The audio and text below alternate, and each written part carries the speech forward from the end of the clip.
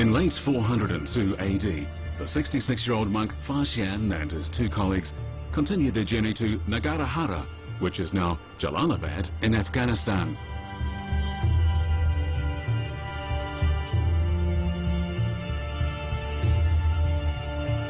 Legend has it that in the mountains of Nagarahara, there's a rocky cave in which the shadow of the Buddha is visible.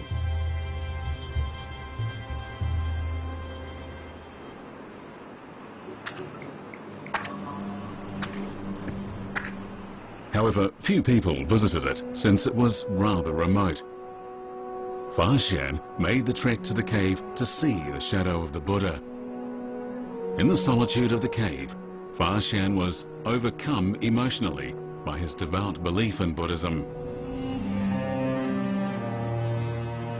离此度稍远些观察，如同佛陀真容的影像便清晰可见。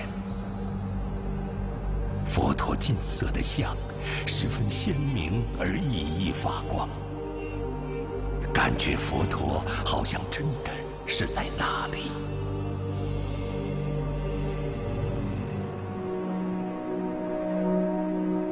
This was the first time Fa Xian was close to the body of the Buddha. It made him feel as if Buddha was right here with him. All of this may have been an illusion, but Fa Xian used this spiritual light as a guiding force for the rest of his journey.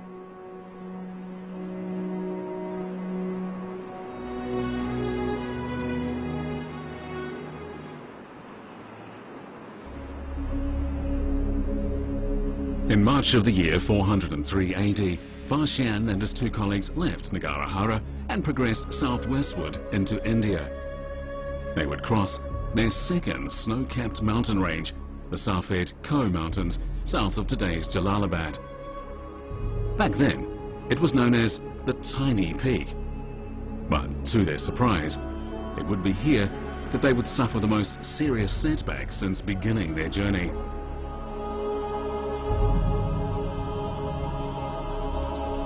When the three of them reached the north side of the mountain, they were struck by a fierce gale. Monk Huijing, who had only just recovered from a major illness, was overwhelmed. He fell into the snow, never to stand up again. 我已经不能活下去了，你们可以赶快离去，不要等着一起死掉。 取经的愿望还未实现，你却早早往生，命运为何如此作弄人？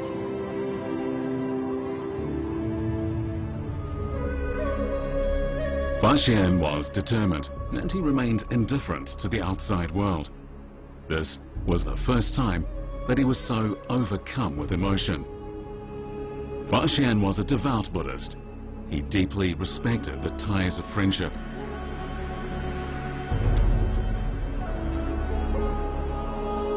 However, the situation on the mountain didn't seem to trouble him. After burying Huijing, Fa Xian and Daozhang continued their journey across the tiny peak into central India. It was in central India that Buddhism began.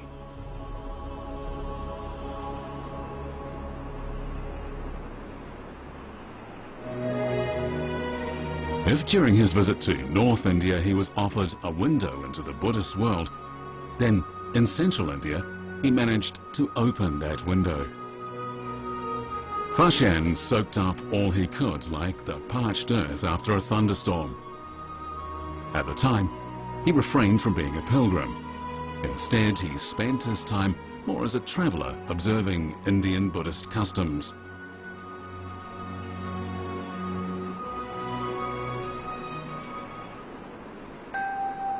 Fa Xian wrote about India as follows.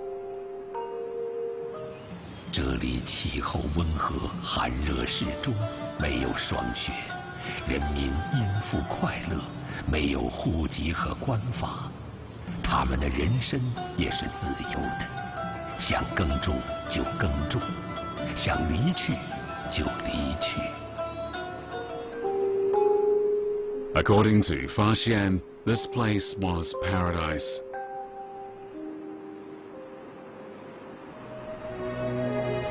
Some 1,600 years ago, following the path of the Lord Buddha, Fa Xian visited the Ganges plain. In his A Record of Buddhist Kingdoms, he wrote extensively about his travels. He could have never imagined that his travel diary would one day serve as the historical record for a nation.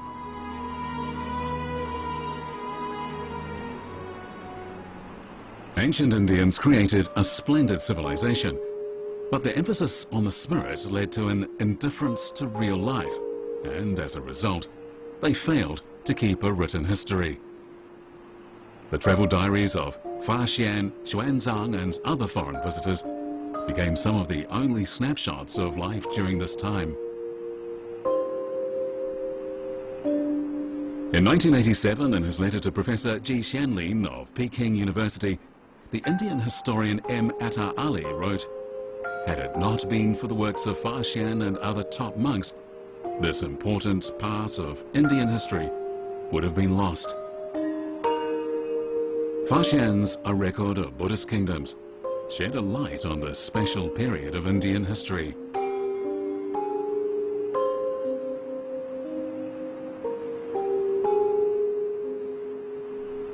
After a year's travel, in the year 404 AD, Fa Xian arrived in Kapilavastu, the birthplace of Shakyamuni. Kapilavastu is now located in Nepal. Fa Xian believed that only in Lord Buddha's hometown would he be able to find the complete sutras. However, when he arrived, he could see that the glory days of Buddhism had long since gone.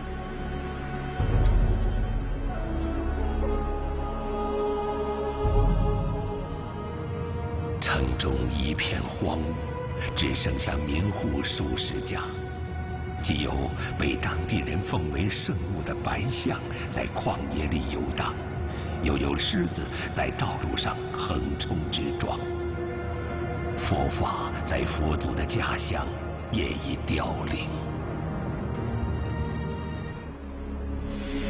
As a devout Buddhist, Fa Xian visited the historical remains of Lord Buddha, and he was worried about the decline of Buddhism here.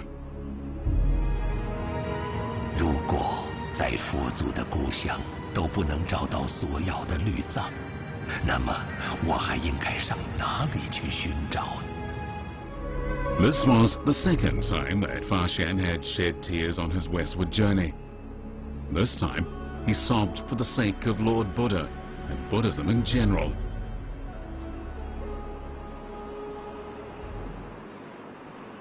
In the spring of the year 405, Fa Xian was sad and he moved south across the Ganges, arriving in Pataliputra.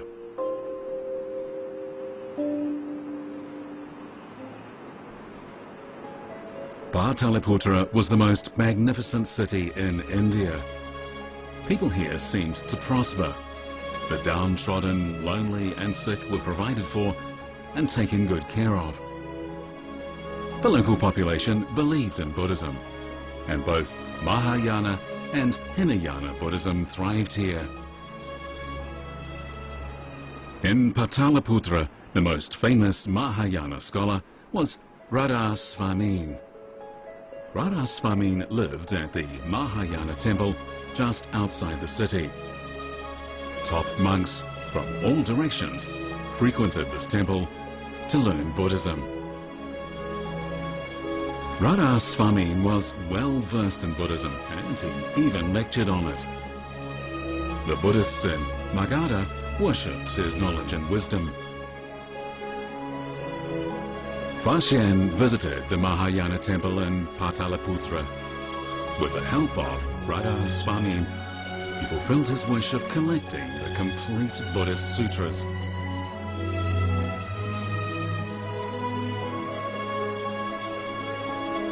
In the 3 years from 405 to 407 AD, Fa Xian lived at the Mahayana temple in Pataliputra. While here, He studied Sanskrit and transcribed the Buddhist Sutras. He also managed to copy large numbers of Buddhist sutras and scriptures.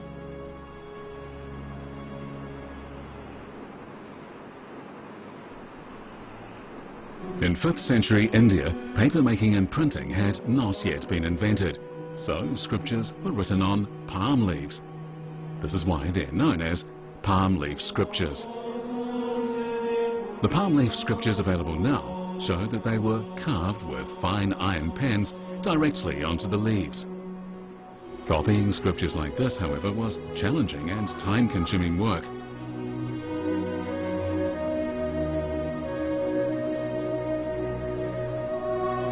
However, Fa Xian relished the challenge of this work. In fact, he couldn't have felt happier. Having come from China, Fa Xian was finally able to immerse himself in Buddhist precepts and scriptures in the place where Lord Buddha was born. As a devout Buddhist, Fa Xian believed that this was an ideal situation, and indeed, the best that life had to offer.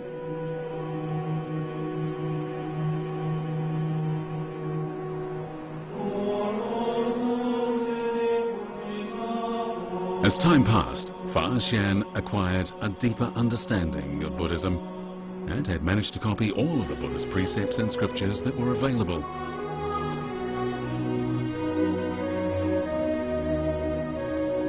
Finishing his transcribing, Fa Xian realized that it was time to leave. The texts were urgently needed back in China to correct gaps in understanding by the faithful. However, Daozheng, who had accompanied Fa Xian, was opposed to the idea of returning.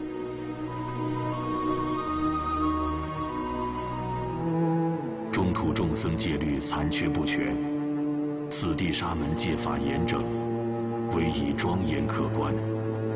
我永远不想再回去了。老师，请你也别回中途了。人各有志，发现正是为中途僧人求取戒律而来。若不将此律传回故国，我中途佛法将如何发扬光大？" Fa Xian loved India as well, but he kept in mind why he had come in the first place. Now, at the age of 70, all he wanted to do was to bring the sutras back to China.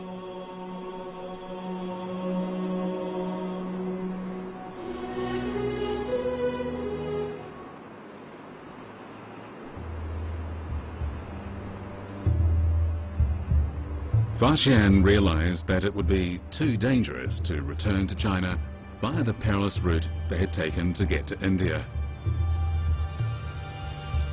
But then, what route would he take home? Fa Xian wasn't worried about his own life. His biggest worry was whether the Buddhist texts he was carrying would make it back to China.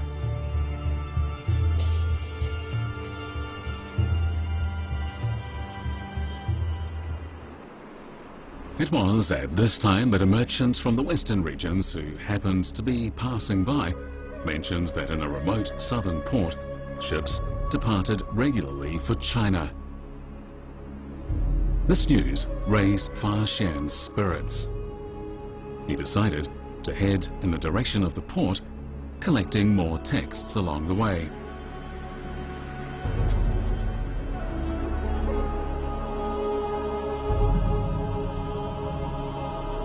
In 408 AD, Fa Xian arrived in Tamaliti, a kingdom at the eastern end of the Ganges Delta, which is today's Tamlak of Bangladesh. Tamaliti was an important port and a transport hub in ancient East India. It had many temples, and Buddhism was the main religion. It also had a rich collection of Buddhist classics and paintings, and this slowed Fa Xian's return to China.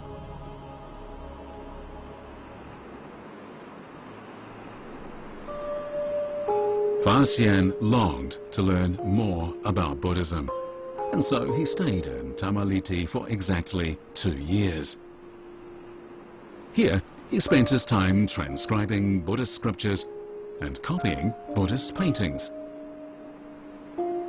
He believed that such solemn Buddhist imagery would inspire Chinese monks to become even more devout. He also believed that in copying these paintings, he had found a way of practicing Buddhism. He integrated his Buddhist beliefs with the images depicted in the paintings.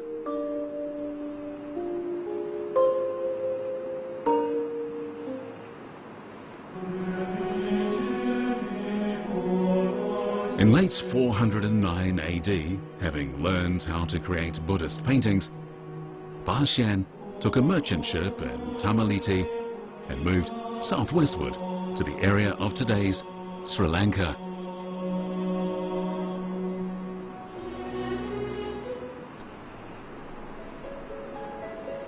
In the Sinhalese language, Sri Lanka means a resplendent land. Today, it's known to many as the Kingdom of Gems and the land of Ceylon tea.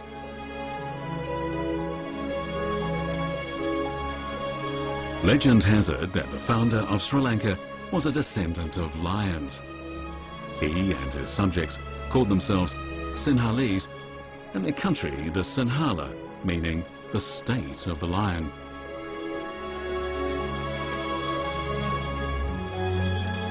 Since the time when Zhang Qian blazed a path towards the western regions and the advent of the Silk Road, the Western world increased its demand for Chinese goods.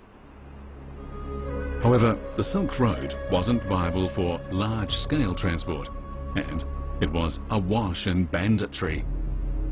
Merchants had an urgent need to create a new trade route.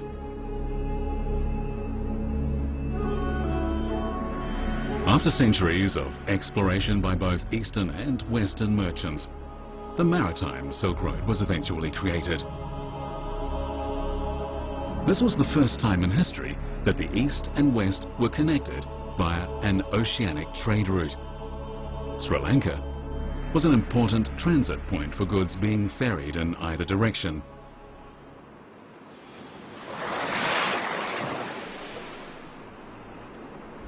Xian headed south to Sri Lanka in order to return to China via the maritime Silk Road.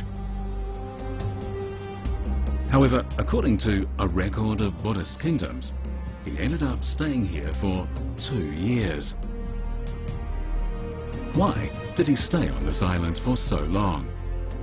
The answer was simple: Buddhism.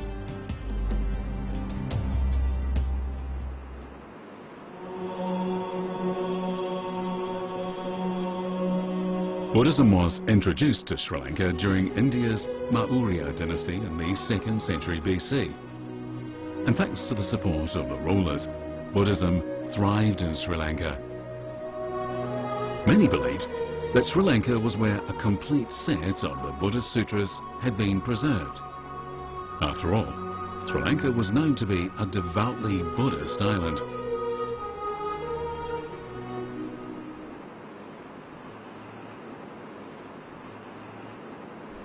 Located in north-central Sri Lanka, Anuradhapura used to be the country's capital.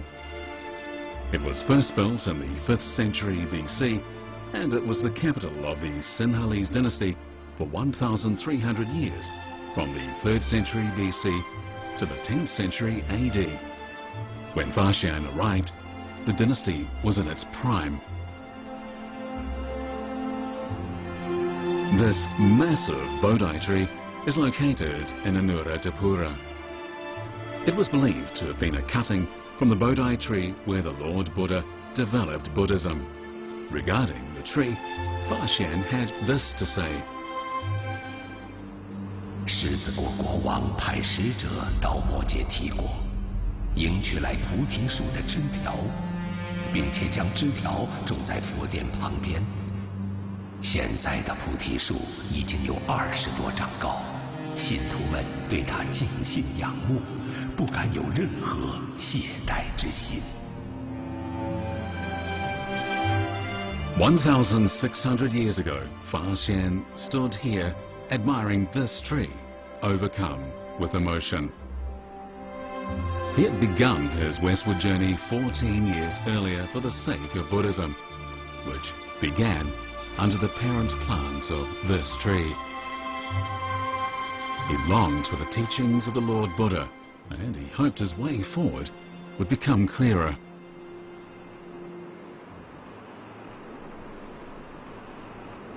This temple is located in the northern part of Anuradhapura. It was here that Xian stayed while he was in Sri Lanka.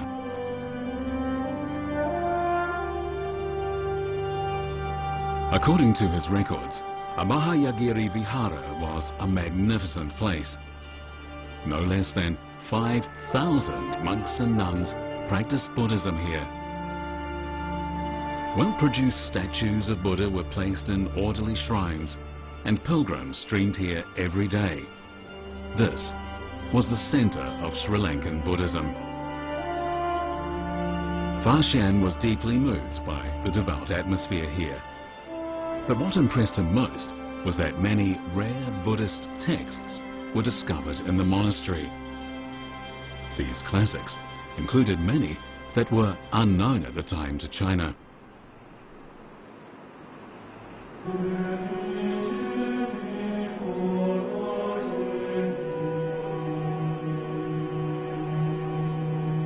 In order to study and transcribe these texts, Xian decided to stay in Sri Lanka.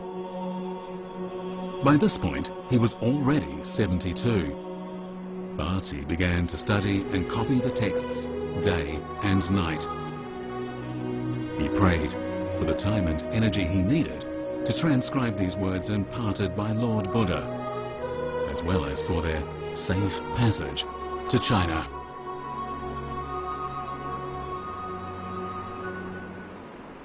In the year 411 AD, Xian boarded a ship bound for China. However, a storm would bring him to the edge of death. Would the sutras make it back to China? Would he realize his dream of promoting Buddhism? What would be his fate? Please join us for part 4 of Xian's spiritual journey.